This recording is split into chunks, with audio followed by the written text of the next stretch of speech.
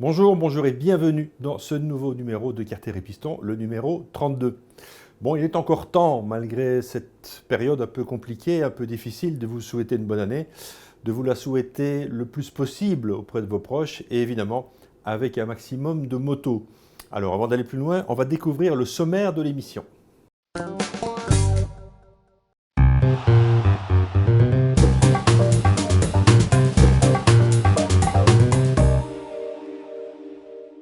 Pas de salon cette année. Je vais donc essayer de faire un tour des nouveautés 2021 de manière virtuelle. La gamme Kawasaki 1000 Versys 2021 vient encore renforcer sa présence. Si le Dr Grimm est absent ce mois-ci, je vous propose une toute nouvelle rubrique mensuelle consacrée à l'assurance moto. Le Dr Grimm sera là très bientôt. C'est avec vraiment beaucoup de plaisir que je vais partager avec vous la rencontre avec un pilote de légende qui n'avait pratiquement pas donné d'interview depuis 25 ans. Nous pourrons découvrir la Moto 2 avec laquelle Alex Marquez fut champion du monde en 2019. Enfin, nous ferons un tour de l'actu. Bon, donc pour cette année, il n'y a pas de salon. Vous le savez, l'annonce a été faite il y a bien longtemps. Pas de kilomètres interminables dans les allées du salon, pas de pince à serrer. C'était le moment, l'endroit où en fait la saison redémarrait, on retrouvait un peu tout le monde. Bon, cette année, malheureusement, ce ne sera pas le cas. Je me résigne donc à vous proposer cette émission à partir de mon garage, cette première émission 2021. Nous allons faire quand même un tour de salon virtuel. Il ne sera pas possible de parler de tout en une fois. On va le faire en 2 émissions, celle de janvier et celle de février. Allez, on commence chez Harley.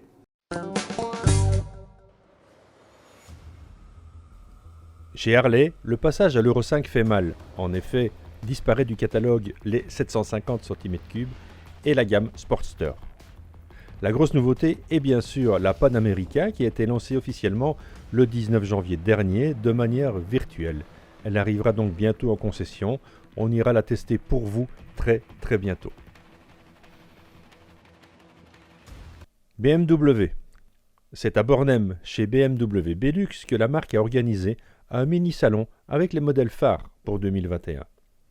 Les 900 sont toujours évidemment un moyen d'entrer dans la gamme BMW à des tarifs très compétitifs. La grosse nouveauté sera assurément la référence des grandes voyageuses avec la sortie de la nouvelle R1250 RT. Annoncée à un tarif de 19 720 €, la nouvelle RT a affiné sa ligne tout en se dotant de toutes les nouvelles technologies en termes de rendement mécanique et de sécurité active, comme par exemple le cruise control adaptatif. Avec son confort et ses 136 chevaux, nul doute qu'elle saura vous emmener loin, très loin. L'incontournable R1250 GS continue à fêter son 40e anniversaire avec une livrée commémorative de la R100 GS des années 80 avec cette déco noire et jaune, disponible en version normale ou Adventure à partir de 19 435 €. À noter que cette année, c'est l'Adventure qui est la moto la plus vendue en Belgique. La R18 présentée fin 2020 vient avec une version classique dotée d'un pare-brise, de phares additionnels et de valises latérales à partir de 25 200 €. Kawasaki. La nouvelle Ninja 1000 SX est la 4e génération de la moto qui a créé le segment Sport Touring moderne.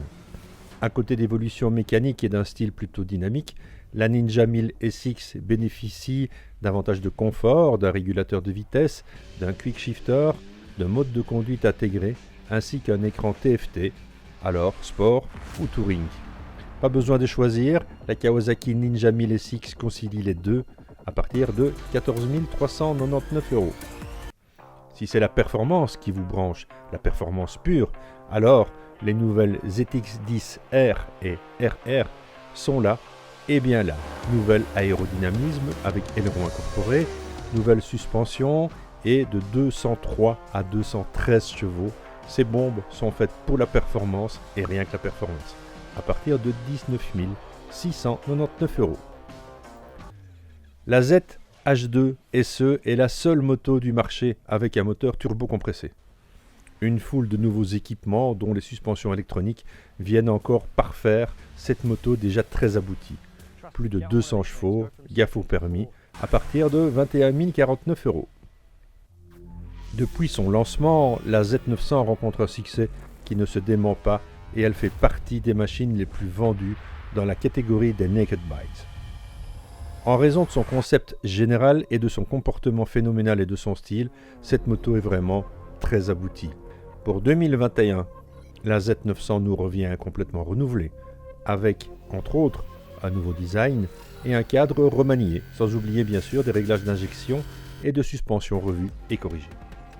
Quant à son équipement encore plus complet, il s'est enrichi de nombreux éléments, parmi lesquels le traction control, les modes de conduite intégrés, l'écran couleur TFT, la connectivité smartphone Bluetooth et un éclairage 100% LED à partir de 9 899 €, un tarif abattable. Le mois dernier, je vous présentais l'essai de la Kawasaki 1000 Versys S. Je vous propose ce mois-ci l'essai de la Versys 1000 SE. Vous allez me dire, il n'y a pas de grande différence. Quand même, il y a une grosse différence sur la gestion électronique des suspensions semi-actives qui donne tout autre confort à la moto. On la découvre ensemble dans un essai hivernal, mais quand même ensoleillé.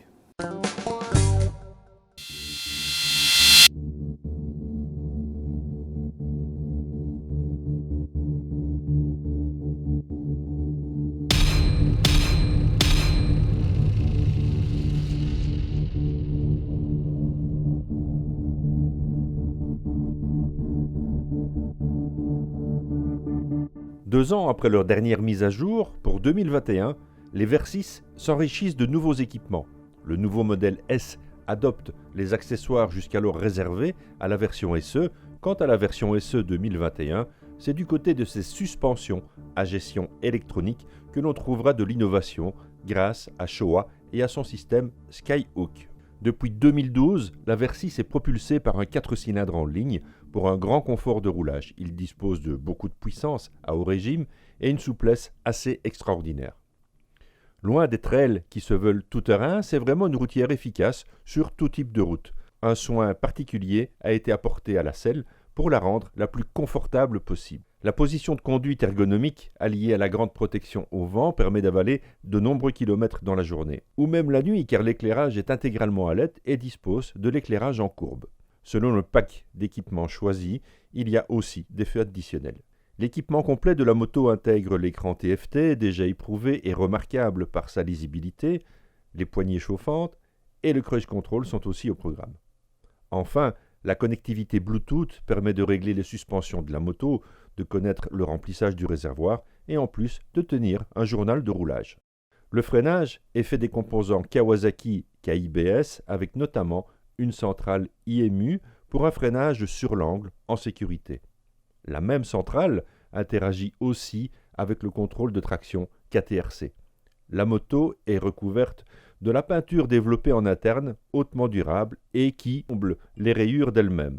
J'avoue ne pas avoir essayé. Grâce à toutes ces qualités, le public ne s'y trompe pas et la Versys fait partie du top 5 des plus de 1000 cm3 et elle le mérite bien. La gamme des gros trails routiers Kawa change donc sensiblement pour 2021 avec une disponibilité en concession dès le mois de janvier. La nouvelle entrée de gamme Versys 1000 S est aujourd'hui proposée avec des équipements qui étaient apparus sur le haut de gamme SE du précédent millésime. Il s'agit de la peinture autoréparatrice, les modes de conduite Sport, Rain, Road et le mode Rider qui lui est personnalisable, la bulle haute réglable en hauteur, la selle confort, l'écran TFT, les feux de virage à LED, le Quick Shifter, une connexion à l'application Rideology. Moins de changements pour le haut de gamme SE si ce ne sont les dernières suspensions à gestion électronique signées Showa.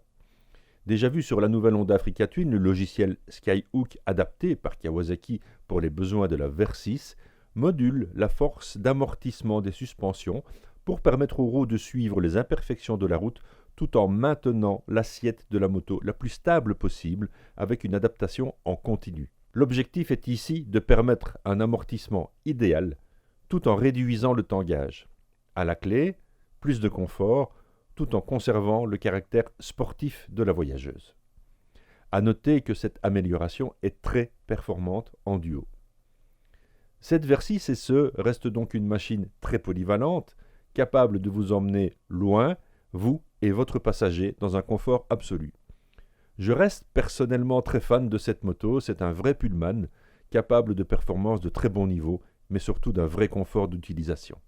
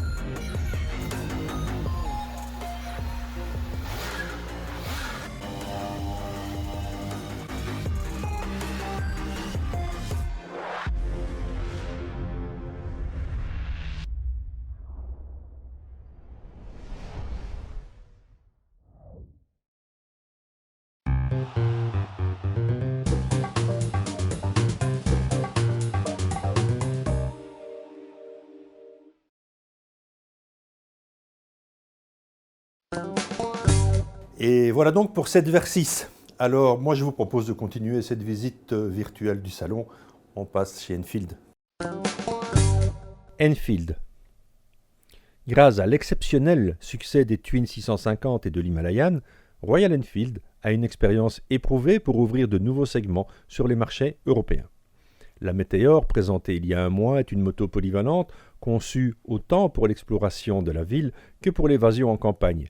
Elle s'adresse à tous les riders, les aventuriers du week-end, les fans de personnalisation, les étudiants, les débutants ou même les expérimentés. L'arrivée de la Meteor sur le marché européen est prévue au printemps 2021. La Meteor Fireball sera proposée à un prix de lancement extrêmement compétitif aux alentours de 4 000 €. KTM. KTM nous présente sa 890 Adventure Air Rally.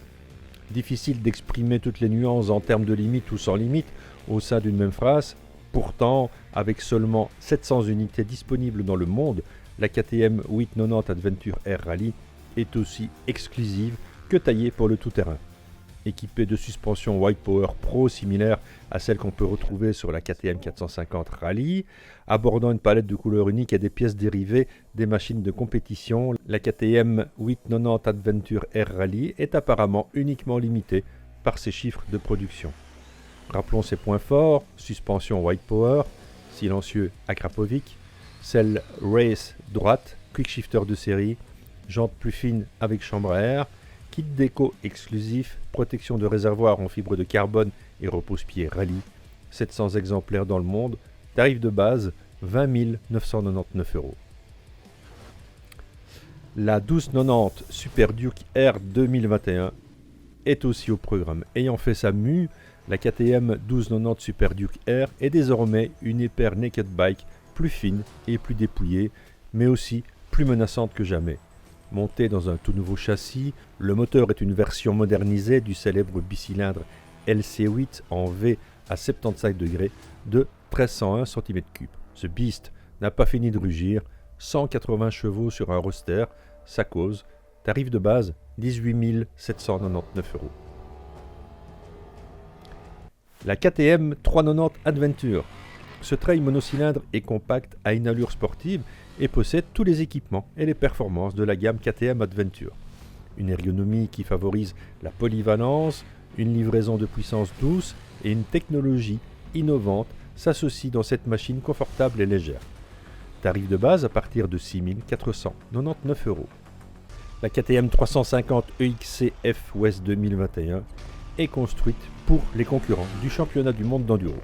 Les améliorations supplémentaires et exclusives comprennent les roues Factory avec des moyeux anodisés, ventilateurs de refroidissement et des protections, une selle Race, une couronne arrière Super Sprock Stealth, un sélecteur de cartographie, un câblage de sécurité de frein arrière, des têtes fourches usinées et bien plus encore.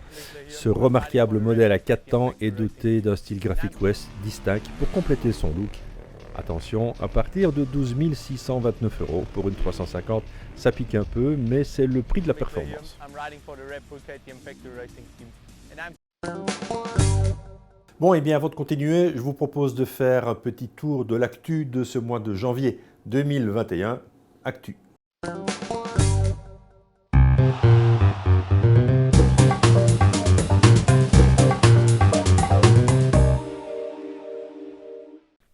Sale mois pour les héros. En effet, 2 légendes du sport moto nous ont quittés en ce mois de janvier.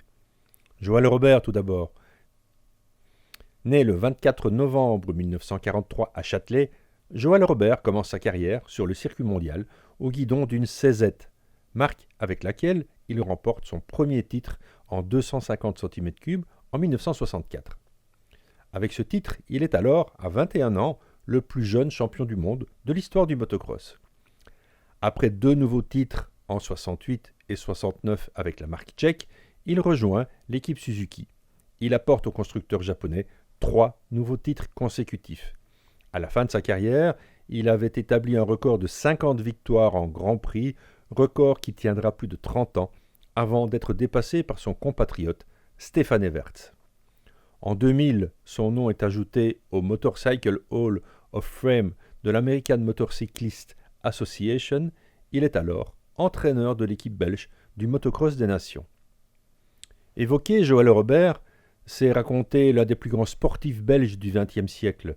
Il était de la trempe d'un Eddy Merckx, de Jackie X, l'enfant terrible du motocross, comme on le surnommait. C'était d'abord un talent pur, un pilote doué, doté d'un physique qui s'est développé instinctivement pour la moto. Et heureusement d'ailleurs, car le jeune Joël est loin d'être un assidu des entraînements. Joël aime s'amuser, il aime faire la fête. Joël Robert pouvait avoir un foutu caractère. Le Carolo disait ce qu'il pensait. Ses amis évoquent aujourd'hui bien sûr son talent, son caractère, mais plus que tout, son grand cœur, sa générosité. Sa fin de vie sera difficile, il ne sera pas épargné, ses soucis de santé viendront insidieusement remplacer les pistes de motocross les plus éprouvantes pour mesurer sa force de caractère. Diabète, amputation, AVC, Covid, crise cardiaque, l'enfant terrible du motocross a franchi courageusement son dernier drapeau à damier à l'âge de 77 ans. Merci pour tout, Joël. La deuxième légende à avoir tiré sa référence est Hubert Auriol. Surnommé l'Africain, né le 18 juin 1952 à Addis-Abeba en Éthiopie. En tant que pilote moto, il remporte à 2 reprises le Paris-Dakar en 81 et 83, avant d'arrêter après l'édition 87 où, à la lutte avec Cyril Neveu, il abandonne la veille de l'arrivée après s'être fracturé les 2 chevilles, des images inoubliables qui sont encore dans la mémoire collective.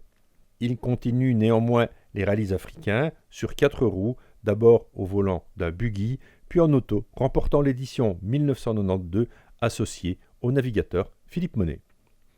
Il devient ainsi le premier à remporter l'épreuve en tant que pilote moto et pilote auto. Il assume ensuite la direction de l'épreuve de 1995 à 2004. Il organise du 18 février au 4 mars 2006 la première édition du rallye La Légende des Héros, un raid Paris-Dakar au guidon des premières machines qui s'étaient illustrées dans l'épreuve, comme les Yamaha XT ou même des 4L.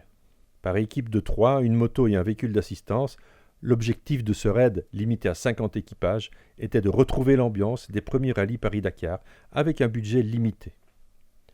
C'est à ce moment que j'ai eu la chance de croiser Hubert et d'être engagé par lui comme photographe sur cette épreuve, La Légende des Héros, que je couvrirai 2 années. Des souvenirs inoubliables parmi les plus beaux de ma carrière, et c'est en le côtoyant qu'on comprenait très vite que le désert était son jardin, mais aussi qu'il était doué pour les rapports humains. Il aimait partager son expérience. Hubert Auriol nous a quittés pour sa dernière étape marathon, ce 10 janvier. Toujours au rayon des mauvaises nouvelles, Jean Graton nous a quittés également ce 21 janvier. C'est certainement à cause de lui que bon nombre d'entre nous ont développé une passion pour les sports moteurs. Ces vroirs et ces vrooms auront bercé nos rêves d'adolescents et même encore ceux d'aujourd'hui. Son héros, Michel Vaillant, nous aura transportés sur toutes les pistes du monde et sa sublime Julie Wood nous aura montré que la moto, ce n'est pas que pour les hommes. Bon voyage, monsieur Graton. Avec plus de légèreté, j'avais organisé lors de la 30e émission quelques petits concours où vous avez été très nombreux à participer. Merci à vous tous qui avez envoyé une petite photo en trinquant aux couleurs de Carter et Piston. Vous nous permettez d'être moins seuls. Merci. Des concours, il y en aura encore beaucoup cette année, je vous le promets. Pour info, les t-shirts sont enfin arrivés. 25 € plus 4 € de port. Commandez par mail. Merci. Une petite info technique. Michelin développe un petit moteur pour aider les motards à manœuvrer. Le géant du pneumatique a en effet déposé un brevet particulier concernant un petit moteur électrique logé à l'intérieur du garde-boue arrière. Cet accessoire, destiné à aider les motards dans leurs manœuvres à basse vitesse, ce qui pourrait également assurer la fonction de marche arrière. Dénichés par nos confrères de motorcycle.com, les croquis du brevet illustrent parfaitement le procédé. Il s'agit d'un petit moteur électrique de 3,6 V, actionné par un bouton spécial installé directement sur le guidon et monté sur le pneu arrière à la façon de certains supports de plaques ou garde-boue. Lorsque le système se met en place, les rouleaux se collent au pneu arrière pour l'entraîner dans un sens ou dans l'autre. À suivre. Fantic Motor et Yamaha Motor Europe communiquent un accord sur la décision envisagée de renforcer leur partenariat stratégique basé sur l'acquisition par Fantic Motor de 100% des parts de Motori Minarelli. L'opération va fournir un renforcement de la synergie existante entre Yamaha Motor Europe et Fantic Motor pour faire passer la collaboration entre les deux sociétés à un niveau supérieur dans les domaines de la moto et de la mobilité électrique. Yamaha n'est pas en reste avec pas moins de 4 nouveaux modèles, en commençant par une nouvelle MT-09 SP, un roadster qui s'annonce assez radical. Suspension avant KYB, all-in à l'arrière, nouveau bras oscillant, écran TFT, 189 kg sur la balance, c'est sûr ça va causer, et c'est ce qui manquait à cette fameuse MT-09, un châssis beaucoup mieux suspendu à partir de 16 999 €. Avec la même base moteur, la Tracer 9 fait elle aussi peau neuve. Avec son nouveau bloc de 890 cm3, un nouveau cadre Delta Box, 3 coffres volumineux, éclairage LED, écran TFT, suspension KYB, une invitation au voyage à partir de 11 799 €. Toujours au rayon Tracer, voici la 7 GT, exactement dans la lignée de la 9. Cette 7 se destine plus à ceux qui roulent en solo et qui veulent une moto plus légère, maniable pour la semaine et les déplacements urbains, et une véritable routière qui les emmènera partout en week-end. Prix aux alentours des 10 500 €. Enfin, pour ceux qui veulent de l'exclusif, Yamaha propose une pistarde sous la forme de la R6, abandonnée dans sa version homologuée sur route. Celle-ci ne sera plus disponible qu'en version piste. Entièrement dédiée à la piste, son équipement se concentre uniquement sur la performance et rien que la performance. Les pistards à vos chéquiers, 12 999 €.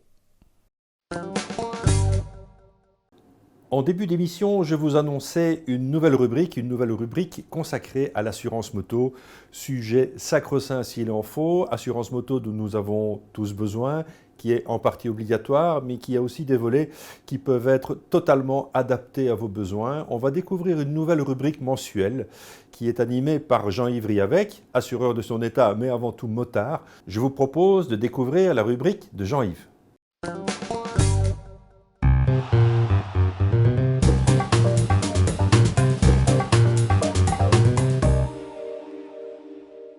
Bonjour, je m'appelle Jean-Yves Riavec. Mon métier, assureur. Plus précisément, courtier en assurance. Ma passion, la moto. Je vous propose donc de nous retrouver tous les mois pour aborder un sujet, l'assurance moto.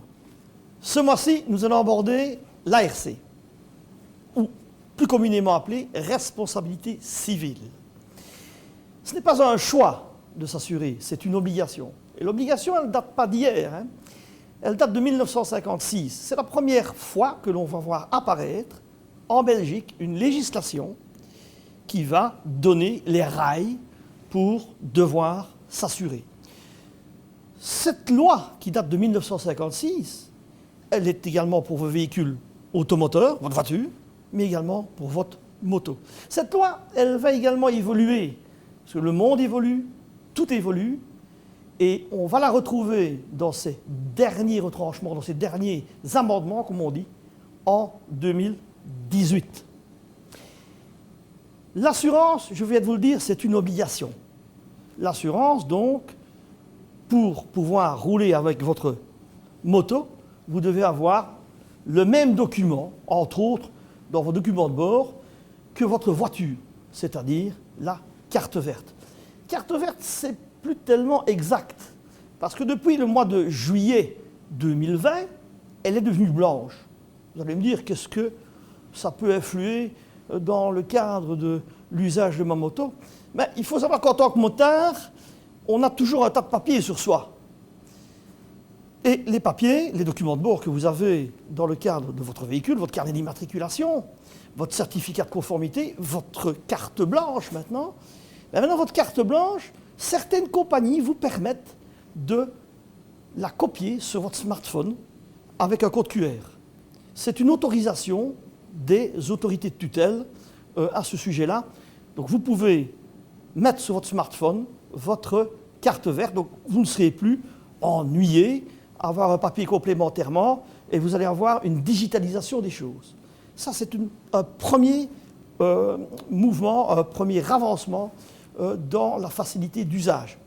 On a une deuxième facilité d'usage, nous autres, je pense qu'il faut tirer parti à ce sujet, c'est la déclaration de sinistre, déclaration d'accident. On abordera ce thème plus tard, mais maintenant le sacro-saint papier, qu'il fallait avoir un bic, qu'il fallait avoir tout cela en tant que motard, c'est un peu compliqué.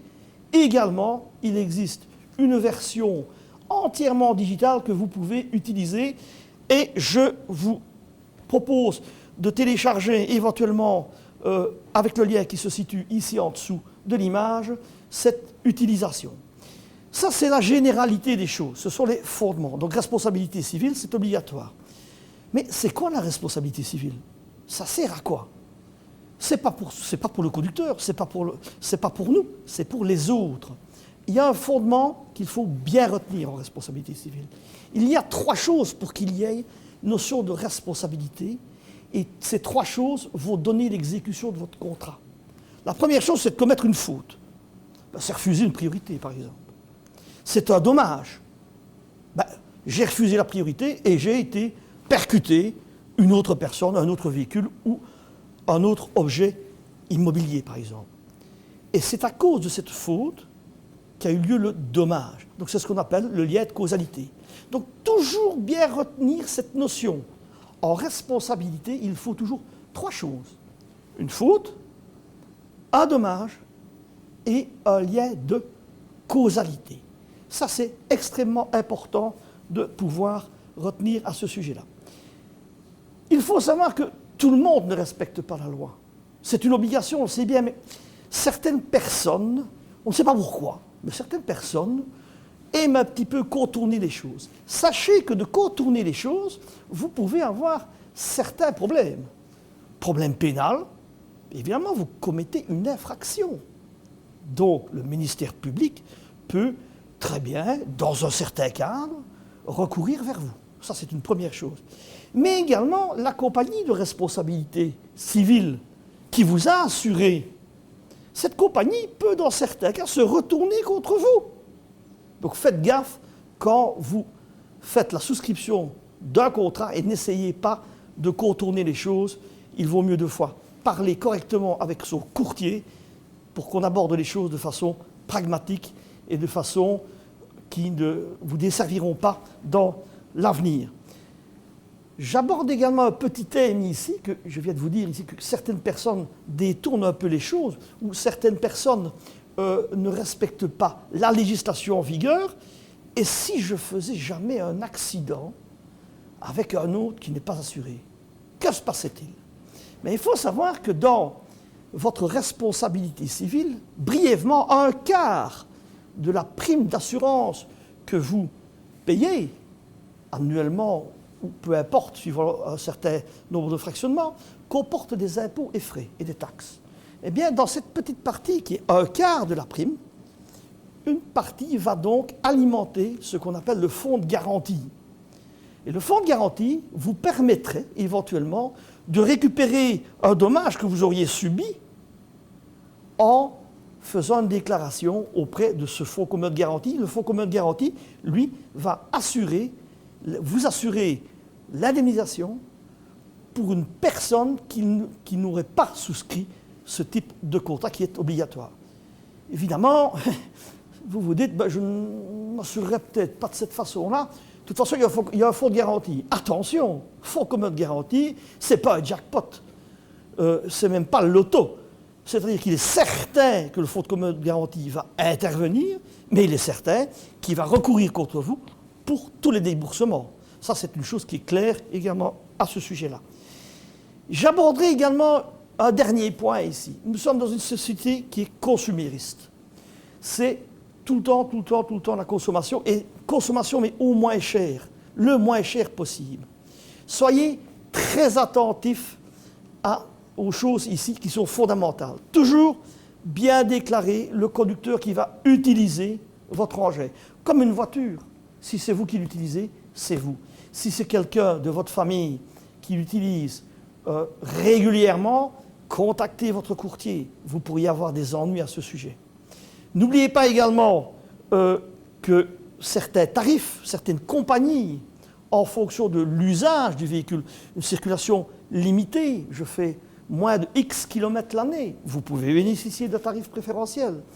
Il y a plus de véhicules que de permis ou d'utilisateurs des engins chez vous qui composent le ménage, également des restrictions sont possibles. N'allez pas chercher le dernier carat parce qu'il y a tarif et tarif. Comme dans Tintin, il y a Dupont et Dupont. Il faut savoir qu'aller chercher le dernier reliquat peut être dangereux. Pourquoi? Parce que des compagnies proposent des tarifs très très bas dans le marché. Mais il faut savoir qu'une compagnie est là pour payer. Et certaines d'entre elles, de temps à autre, se laissent un petit peu tirer l'oreille. Donc je pense qu'il faut faire une analyse qualitative et quantitative en fonction de votre patrimoine, de votre, l'ensemble de vos véhicules. Si vous avez plusieurs motos, par exemple, vous pouvez demander une analyse de tarification à ce sujet-là. Et toujours travailler avec votre courtier et son conseil. Si vous avez des renseignements ou des questions, je vous propose de m'envoyer un mail à l'adresse qui s'indique ici-bas et je vous répondrai le plus rapidement possible. On se retrouve le mois prochain et en attendant, gaffe sur la route.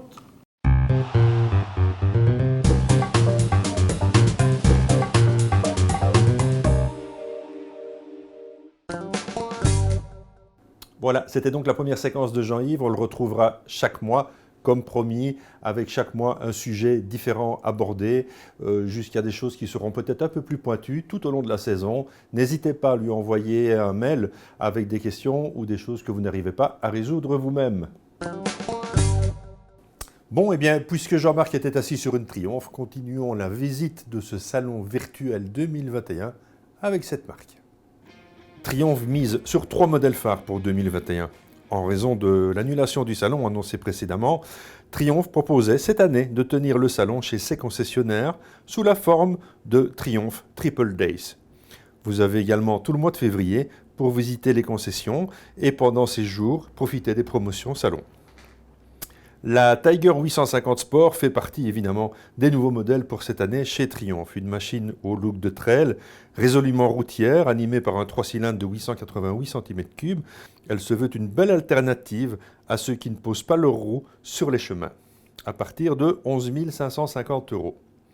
La Trident présentée le mois dernier arrivera très bientôt en concession.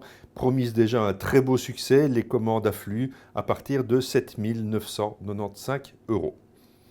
Il est à noter que des offres spéciales sur les Speed Triple 1050 RS, Tiger Sport 1050, Speedmaster et T100 Butt Ekins sont en cours chez vos concessionnaires. Allez-y pour avoir les renseignements.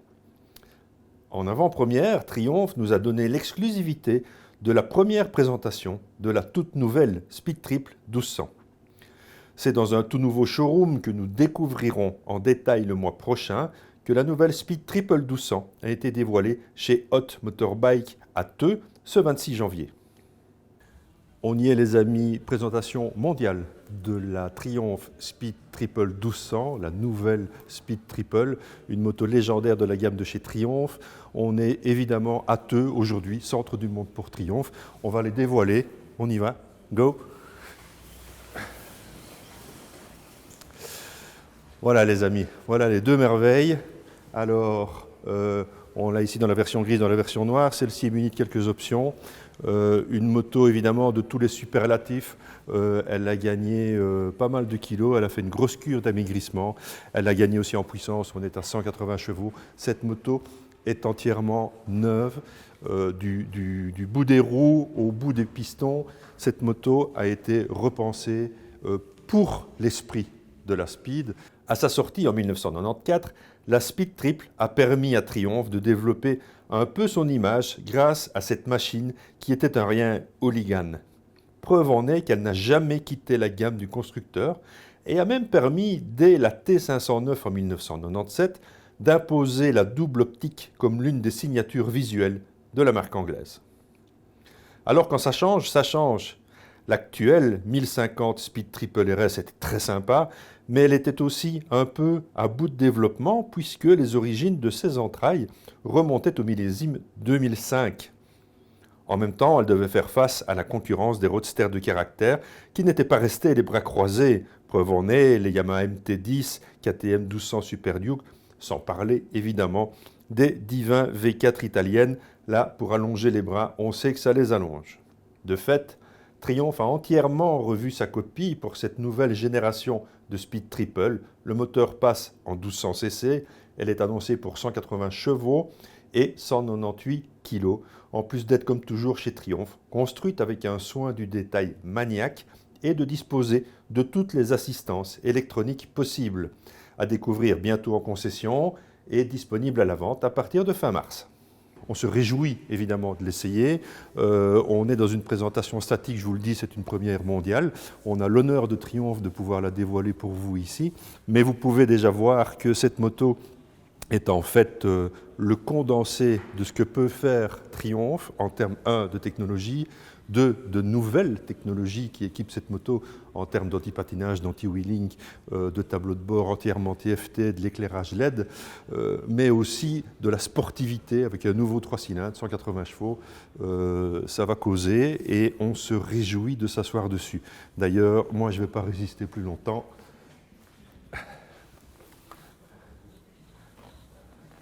Je suis peut-être le premier en Belgique, c'est rigolo ça quand même, non?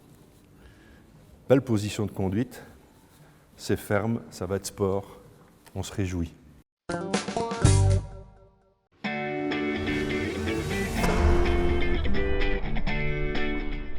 Hot Motorbike à Theux, c'est votre concessionnaire Triumph, KTM et Gaz de référence.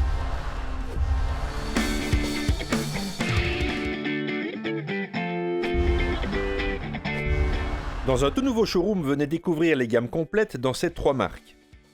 Vous serez accueillis par des spécialistes qui seront vous guider dans le choix de vos motos et de leurs accessoires.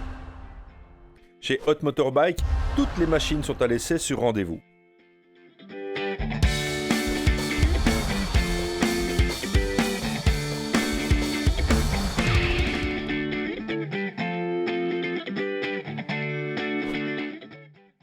Hot Motorbike est ouvert du mardi au vendredi de 9 à 18h, le samedi jusqu'à 17h.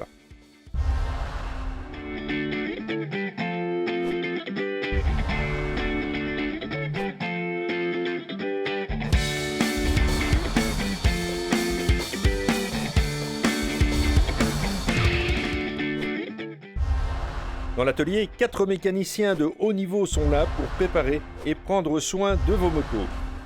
Chez Hot Motorbike, vous n'aurez affaire qu'à des professionnels, mais surtout à des passionnés.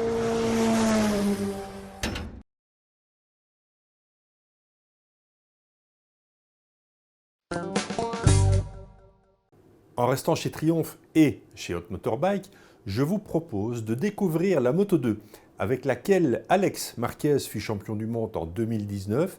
Cette moto a été acquise par un collectionneur de Spa et il l'a mise à la disposition de la concession chez Hot Motorbike. Elle est encore visible là pendant quelques jours. Profitez-en, nous, on la découvre ensemble. Michel, on est dans tes nouvelles installations. On aura l'occasion d'y revenir parce que l'émission du mois de février sera tournée ici et on pourra faire découvrir aux téléspectateurs tes nouvelles installations, tes nouvelles superbes installations parce que vous avez fait un boulot terrible. Et pour profiter de cette ouverture, un de tes clients t'a fait plaisir en te prêtant ceci. Alors ceci, c'est quoi? En fait, il s'agit d'une Moto 2 Alors ça fait 140 chevaux, je crois. et 130 kg. 130 kg, donc on a un rapport poids-puissance qui est quand même assez incroyable. Ça roule à plus de 300 km/h, ça. Tout à fait. Sur le Mugello, elle a été contrôlée à 308 km/h. 308 km/h, ce qui n'est même pas, à mon avis, sa vitesse maximale, parce qu'à un moment donné, il faut quand même freiner. Hein. Oui, mais je pense que ça, c'était le record absolu pour cette moto. Alors on peut regarder un peu partout. Toutes les pièces sont vraiment des pièces qui sont usinées, qui sont faites pour ces motos-là. Les commandes, déjà, on va regarder ça. On n'a pas le détail absolu au niveau des commandes, mais il y a tout un tas de boutons avec des couleurs différentes qui permettent, j'imagine, de changer le mapping. Les cartographies, tout à fait. Les cartographies, d'adapter l'anti-wheeling, de faire les launch control, c'est-à-dire les départs entre guillemets automatisés, de réguler la vitesse dans les paddocks. Les entrées de 60, stand, oui. 60 km/h. Mais bon, voilà, on voit ici en fait, ne fût-ce que ce thé de fourche, on voit que ça, c'est usiné dans la masse. On a une position, je trouve, assez ouverte des bracelets. Donc voilà, cette moto a été championne de mètre cube. 765 cc. Oui. Oui. Donc on en sort quand même 140 chevaux. Oui, mais maintenant, ils ne recherchent pas vraiment la puissance pure. C'est plutôt une facilité d'utilisation et avoir beaucoup de couples pour les ressorties de courbes, etc. Maintenant, bon, aller sortir ça sur des motos clients, c'est sûr qu'on va peut-être perdre un peu en fiabilité et c'est pas le but, quoi. Mais bon, déjà, un 765 d'origine, ça marche. Hein. Fait 125 chevaux. Donc ils vont en chercher quoi? Ils vont en chercher 15 de plus. Ouais. Le gros du travail, évidemment, il est fait sur le poids, parce que 130 kg, ça, c'est quand même assez hallucinant. Ben oui, maintenant, ils utilisent vraiment tous les matériaux ultra légers. Les jantes en magnésium aussi. Jantes en magnésium, ça, évidemment, ça ajoute à la maniabilité de la moto. Bon, ok, Michel, bah écoute, on continuera la visite de ton showroom la prochaine fois. Tu nous feras l'honneur d'une visite guidée. Hein, avec plaisir. et on se retrouve dans quelques jours. Salut Michel. Merci. On termine ce tour de salon chez Honda. Ce sera tout pour cette émission. On continuera le tour des constructeurs le mois prochain. La Honda Goldwing, depuis sa première apparition sous la forme d'une routière basique en 1975, a toujours représenté une sorte d'aboutissement en matière de voyage à deux roues. En 2018, la moto est entièrement redessinée, devenant plus mince, plus légère, plus agile, en un mot, plus moto, tout en confortant encore son statut de vitrine technologique en adoptant des équipements supplémentaires tels que la transmission à double embrayage DCT à 7 rapports. En 2020, la Goldwing nouvelle génération va connaître sa première évolution, portant principalement sur les suspensions et l'agilité à basse vitesse. Aujourd'hui, pour le millésime 2021, c'est au tour du système audio d'être optimisé, une amélioration accompagnée par l'apparition de nouveaux coloris, ainsi que d'une bagagerie plus accueillante. Allez surfer sur le site des marques, tous proposent des conditions particulières qui continueront probablement encore au moins jusqu'au 15 février, si pas tout le mois de février. N'hésitez pas à aller faire un tour des concessionnaires. Ils sont là pour vous recevoir et ils seront très contents de vos visites. Le salon manque à tout le monde. Puisque nous parlions Honda, on va rester dans cette marque pour parler d'un pilote de légende, d'un pilote qui s'est illustré au guidon de moto de cette marque. Un pilote qui n'a pas accordé d'interview depuis pratiquement 25 ans, qui avait pour ainsi dire abandonné la discipline, qui s'y est remis grâce à son petit-fils. Je vous propose un vrai moment d'émotion que Carter et Piston a tourné pour vous.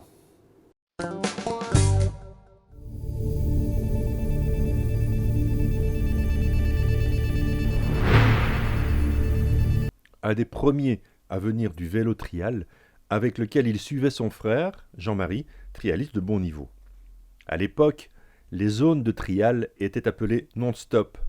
On ne pouvait pas s'y arrêter, ni passer 2 fois au même endroit. Il fut le premier à avoir mené une moto comme son vélo. D'abord réticents, les officiels finirent par accepter qu'un pilote marque un temps d'arrêt, voire qu'il recule, tant qu'il ne mettait pas le pied à terre. En 1979, à 17 ans, il devient pilote d'usine chez Honda. Il fait honneur à ce statut en devenant champion de Belgique de trial en 1980 et en signant une superbe 4e place en championnat du monde. Il fut le premier pilote HRC en trial à une époque où André Malherbe en motocross et Freddy Spencer en vitesse pure portaient haut les couleurs de Honda dans leurs disciplines respectives. Il domina la spécialité de la tête et des épaules durant les saisons de ces 3 titres. Son pilotage révolutionnaire, qui utilisait beaucoup les freins et les suspensions, inspirera toutes les générations suivantes. L'homme jouit alors d'une immense popularité et c'est lui qui sera à la base de l'intérêt de Honda pour le trial. C'est en effet à partir de cette époque que Honda va peu à peu reprendre le constructeur espagnol Montesa, puis poursuivre ses efforts en trial sous la bannière Montesa Honda, ce qui débouchera sur la mainmise exercée par Tony Bou sur le trial mondial actuel. Il fut champion du monde en 1982, 1983 et 1984. En 1985, il manquera le titre d'un cheveu devancé par le français Michaud. Il est le premier trialiste qui a marqué son sport d'une telle manière. À côté de ses 3 titres mondiaux, il décrocha également 7 titres nationaux. Eddie Lejeune, bonjour. Bonjour. Le trial, c'est quoi pour vous? En réalité, je suis né avec le trial. D'accord. Donc, mon frère a 12 ans de plus que moi. Il faisait déjà de la compétition et mon papa en faisait également. Donc, je suis né et j'ai suivi le trial dans un berceau. Et puis, petit à petit, j'ai roulé en vélo, des fabrications maison. Et oui, parce qu'à l'époque, dans les années 76-77, le vélo trial n'existait pratiquement. Non, ça est venu en 78, donc c'était beaucoup avant. Donc on faisait des vélos spéciaux avec des gros pneus pour avoir plus facile et avec un pignon fixe. C'est ça. Et alors je suivais toutes les courses à vélo. Voilà. Et puis en grandissant, le vélo a grandi, ça est devenu un vélo de cirque. On avait fait une copie spéciale avec la possibilité d'aller en marche avant, d'aller en marche arrière, de se mettre dans un sens, de se mettre dans l'autre. Et donc ça, c'est grâce à cette expérience-là que vous avez pu transcrire cette technique-là dans la moto, parce que vous êtes un des premiers à avoir fait des déplacements latéraux, mais aussi des marches arrière avec les motos. Oui. Déjà, au départ, je n'avais pas les mêmes motos que les autres. C'est-à-dire ? C'était des fabrications maison, Oui. avec des moteurs Honda, qui avaient un bon embrayage. Or, une Montesa ou une Bultaco de l'époque, quand on freinait, ça ne freinait pas, et quand on embrayait, ça n'embrayait encore moins. Ouais. Donc, pour rouler en marche arrière avec un embrayage qui ne va pas, forcément c'est impossible. Donc moi, j'avais la possibilité de le faire, et j'étais surtout doué pour le faire, oui, puisque j'avais fait... Les Honda étaient un peu plus lourdes quand même. Non, parce que ce n'était pas du tout les mêmes motos. Moi, c'était des moteurs d'enfant, c'était des moteurs de 75 cm3, qu'on faisait tout autour. Donc j'ai commencé avec des petites roues, donc des roues de 17 pouces à l'arrière et de 19 pouces à l'avant. Et à chaque année que je grandissais, la moto grandissait avec moi. À l'époque, je sais qu'il y avait une 175 Montesa que mon père aurait bien voulu que je roule. Oui. Mais c'était trop puissant pour moi. J'avais 16 ans. Tout léger. Et c'était trop puissant. Je n'arrivais pas. Donc on a continué à faire des fabrications maison pour aller jusqu'à ce que Honda, Japon, fabrique une 200 cm3 qui était très douce, pas trop lourd. Et j'ai commencé avec ça en championnat du monde. Et j'ai fait 4e au championnat du monde de Belgique avec une 200 cm. La première année du championnat du monde. La première du championnat du monde où j'ai été éliminé, évidemment, parce que je n'avais pas 18 ans. Ah oui. Donc j'ai été le seul à l'époque à être en championnat du monde avant 18 ans. C'est ça. Tout ça parce que on avait un peu triché sur la carte d'identité, sur le permis de conduire. On est en 1980. C'est pas du tout la même chose que maintenant. Oui, tout à fait. Mais j'ai quand même été suspendu et j'ai pas pu être classé au championnat du monde. Et puis on connaît la suite, évidemment, les titres se sont enchaînés, 82, 83, 84, champion du monde, et puis ça a marqué un tournant dans la manière dont le trial se pratiquait. Qu'est-ce que vous pensez du trial actuel? Mais c'est pas le même sport. Parce que vous étiez dans la progression toujours. Maintenant, on est dans le franchissement pur et dur. Oui. Enfin, on est vraiment maintenant en moto comme avec un vélo. Je pense que la moto, c'est même faire plus de choses que le vélo, même dans les obstacles courts, puisqu'ils roulent sans roue avant. Ouais. Ils sont tout le temps sur la roue arrière et ils peuvent sauter d'obstacle en obstacle sans le moindre problème. Oui, c'est assez incroyable. Ça peut faire 360 comme ça. Juste la détente des suspensions et du corps. Ces conditions physiques, ce sont vraiment des athlètes qui s'entraînent tous les jours.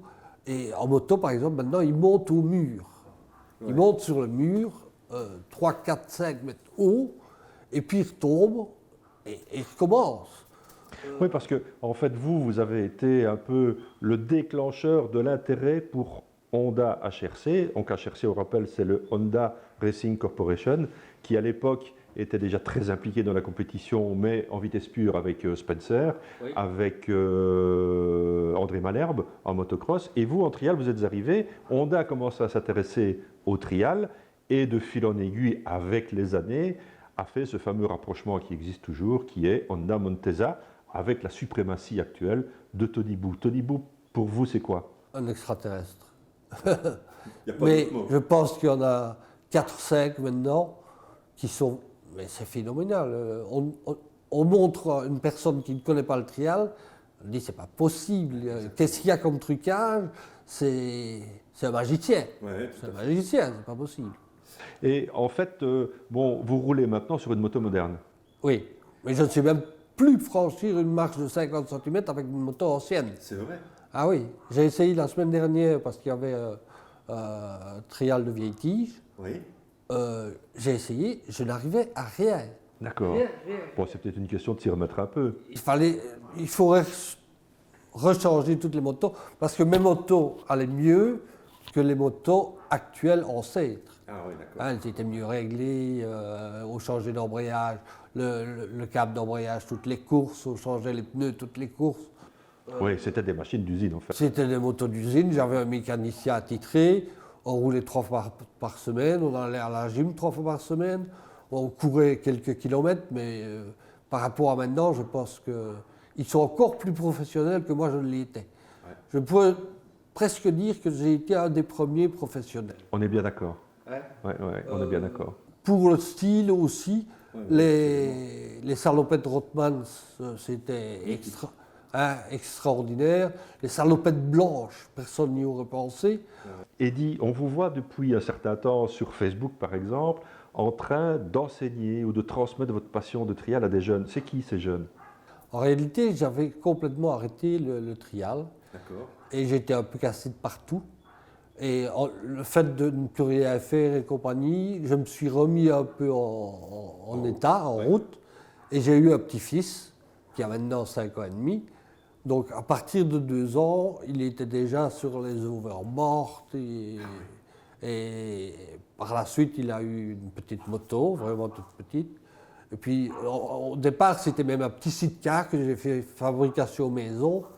Et puis, il a grandi et la moto a grandi avec lui, exactement comme mon père avait fait pour moi. Exactement pareil. Je fais la même chose, mais au lieu d'être... C'est mon petit-fils. C'est extraordinaire de faire passer cette passion de la moto et du trial qui vous anime depuis Vous êtes né, Oui, parce que mes enfants ne font pas de moto. Donc c'est- Ils ne voulaient pas. il ne voulait pas. Ils ne voulaient pas du tout parce qu'en réalité, j'ai fait un accident très grave en moto et j'ai été dans le coma à un moment. Et eux avaient 16, 17 ans. Ça les a marqués. Et ça a marqué ma femme qui ne veut plus que je roule sur la route. Ouais, Hein, je peux comprendre. c'est tout à fait normal. Ouais, tout à fait. C'est trop dangereux, la motoroute. Ouais. Enfin, même pour quelqu'un qui sait rouler, théoriquement. Théoriquement, oui, on peut le dire. Mais bon, là maintenant, vous êtes dans la joie de transmettre en fait votre passion du trial à vos petits-enfants et la technique, parce que c'est pas évident d'apprendre la technique du trial à un enfant. J'ai eu une chance, c'est de perdre mon travail. C'est rare de dire ça. Oui, il y a même des pensionnés qui disent qu'ils s'ennuient. Mais moi, depuis que je suis pensionné, on a repris l'équitation. Donc ma fille avait fait du concours international de jumping. Et maintenant, elle a recommencé dans une nouvelle discipline, qui est le D'accord. working. Ok. Et alors, derrière chez moi, on a les infrastructures pour les chevaux, mais également pour les enfants, pour rouler en vélo, en moto, en tout ce qu'on veut. Donc il n'y a pas loin à aller pour en fait aller voir les enfants évoluer. On va d'ailleurs aller jeter un petit coup d'œil, non? Oui, oui, bien. Allez, on y va.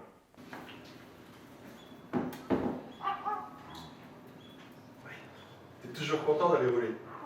Ben, pas toujours, hein. J'aime bien quand même. C'est la première fois que je roule dans la neige.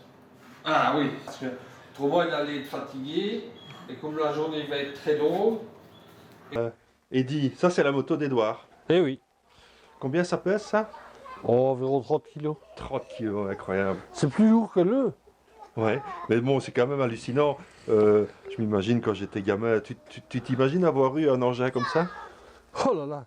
Hein? Ben, il y a eu la même évolution. Hein. Ouais, ouais. Moi, c'était un vélo comme ça. Musculaire. Et eux, ils sont déjà à moto, quoi. Ouais, ouais. Je vais aller rouler l'autre mec dedans. Tiens. Essaye pour voir.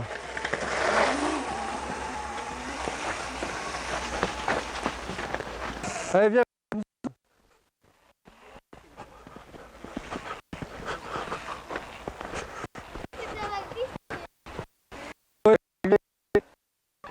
Voilà, c'est moi qui t'ai fait tomber en plus.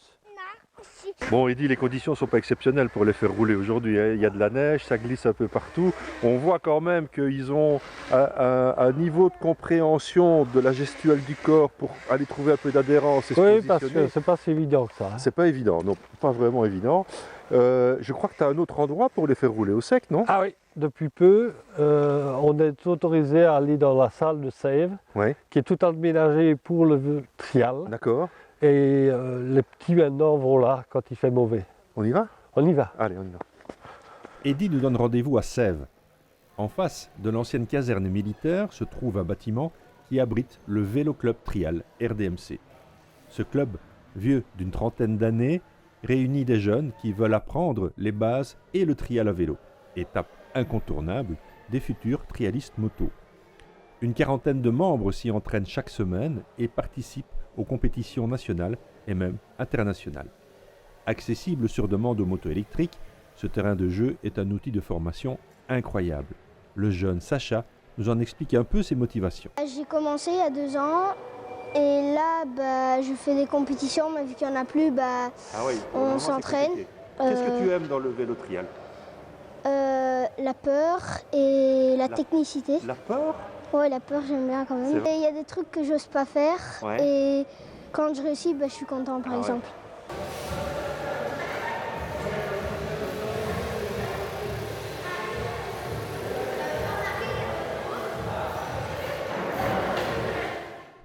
C'est ici, quand la météo est mauvaise, qu'Eddy vient patiemment former Édouard et d'autres jeunes qu'il prend sous son aile. Eddy y trace des zones accessibles, y assure la sécurité des jeunes pilotes, les positionne sur leur moto et leur assure le support technique des machines. Le trial est la base de pilotage que tout motard devrait aborder dans sa formation. Tout y est, la technique du regard, la position du corps, le parfait dosage des gaz et de l'embrayage, bref, tout ce qui fait un motard complet et sûr de ses gestes. Si la vitesse n'est pas au rendez-vous, elle pourra s'acquérir plus tard. Il est déjà impressionnant de voir la taille des obstacles que ces jeunes franchissent. Pour rappel, Édouard n'a que 5 ans et déjà on peut déceler sa concentration. Il est évident que quand on a un grand-père triple champion du monde de la discipline, ça aide. Quand l'occasion se présentera, n'hésitez pas une seconde à aller voir une compétition de trial, que ce soit avec des motos modernes où les performances acrobatiques des pilotes sont incroyables ou avec d'anciennes machines, vous découvrirez un sport d'adresse, de précision et d'habileté. Même si l'avenir passera certainement par les motos électriques, le trial reste actuellement la discipline sport moteur la moins polluante et la plus respectueuse de l'environnement. Bon, Eddy, merci, mille merci de m'avoir reçu, de m'avoir fait découvrir ton univers et celui que tu partages avec les enfants et surtout l'espoir qu'on peut voir dans ce qui pourra se passer peut-être dans le trial chez nous dans les prochaines années. Tu n'y seras pas pour rien. C'est beaucoup d'investissement en temps, mais c'est beaucoup d'amour aussi.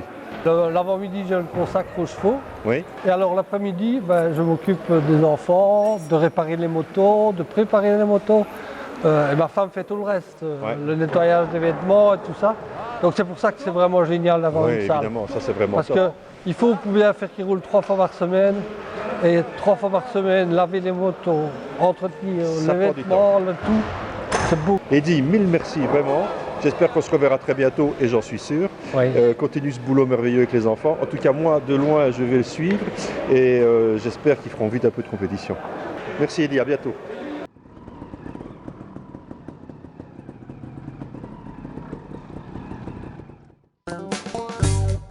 C'est certain, on parlera bientôt d'Édouard dans les paddocks, accompagné de son célèbre grand-père. Eddy, merci de nous avoir et de continuer maintenant à nous faire rêver. Avant de terminer, j'aimerais vous parler d'un bouquin écrit par mon excellent confrère Peter Reichardt du magazine Motorrider, rédacteur en chef du magazine Motorrider. Il nous raconte la naissance de son bouquin. Bon Peter, le hasard fait très bien les choses. En fait, on se rencontre aujourd'hui et j'ai avec moi ton bouquin que j'ai dévoré. Super. Vraiment. Alors c'est vrai qu'on ne parle pas beaucoup de motos dans ton bouquin, il y en a quelques-unes, mais l'histoire du rock et l'histoire des véhicules, les histoires d'amour entre les rockstars et leurs voitures, c'est fantastique. Ton idée, elle est venue comment? En fait, je suis rédacteur en chef d'une magazine moto et pendant certaines années, je n'étais pas rédacteur, 2-3 années. Et l'amour pour écrire, la créativité, ça s'accumule en fait. Et je suis allé voir un show en Flandre. Et là, il y a l'histoire de Sœur Sourire qui a eu le seul numéro 1 en Amérique. Donc, pour faire une interview, Ed Sullivan a acheté un Land Rover pour donner, pour avoir l'interview avec Sœur Sourire. Et à cause de ça, il a fait l'interview, il est revenu, il a dû passer par Liverpool, où il a vu pour la première fois les Beatles, et il a amené les Beatles en Amérique. Et comme ça, les Beatles sont aussi lancés en Amérique. Donc, cette voiture-là a créé en fait toutes ces histoires. Et c'est un peu de boule de neige qui a commencé comme ça. Voilà, et il y en a plusieurs dans le livre comme ça, où la voiture a changé en fait toute l'histoire du rock'n'roll. Ce bouquin est fantastique pour les histoires qu'on y raconte, ça c'est une chose, mais ce qu'il y a de fantastique aussi, c'est le design, le layout du bouquin. Il y a un dessinateur qui est extraordinaire, je trouve, dans le bouquin, qui a fait des illustrations terribles. C'est un bouquin on voit ici, c'est un bouquin qui est fait uniquement en anglais, mais sincèrement, c'est accessible, c'est facile à lire. Il y aura une suite? Franchement, j'étais content que j'avais fini. Ça m'a pris 5 ans de le faire, c'est surtout rechercher toutes les histoires. D'en faire un peu les liens, parce qu'il y a plusieurs histoires qui s'accumulent aussi. Donc, est-ce qu'il y aura une suite? J'ai des plans, mais peut-être pas dans le sens d'un autre bouquin. Mais il y a des idées. Mais voilà. Dernière chose, Peter, Comment peut-on se le procurer? Bah, vous allez au www.waft, Qui s'affiche ici en dessous. voilà, waft.be. Ça, c'est Et là, on peut faire une commande online. Ouais, Ok, Ouais. le prix? c'est 49 €. D'accord. Franchement, c'est donné. Ok. Ouais, merci. Bon, il ne me reste plus qu'à vous saluer. Il ne me reste plus qu'à continuer à bricoler dans mon garage et à évidemment vous donner rendez-vous dès le mois prochain. Et comme on dit, d'ici là, les gars, gaffe sur la route.